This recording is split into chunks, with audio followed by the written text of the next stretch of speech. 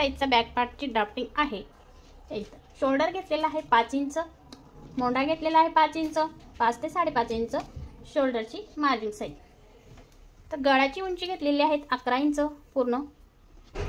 खालच्या बाजूची पट्टी आहे 4 इंच वरती, गोलाई दिलेली आहे 1 इंच वरती। तर 32चा चौथा भाग होतो 8 इंचची घडी टाकलेली आहे, 2 इंच प्लस शिलाई मार्जिन।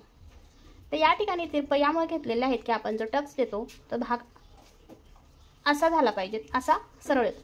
जर आपण असं जर घेतलं तर तो भाग विचित्र दिसतो, इथे खोल होतो आणि हा वरती जातो। तर त्यामुळे इथं तिरपी कटिंग करायची खालच्या साईडने, आणि हा टक्स शक्यतो आपल्या गळ्याच्या खालीच असावा।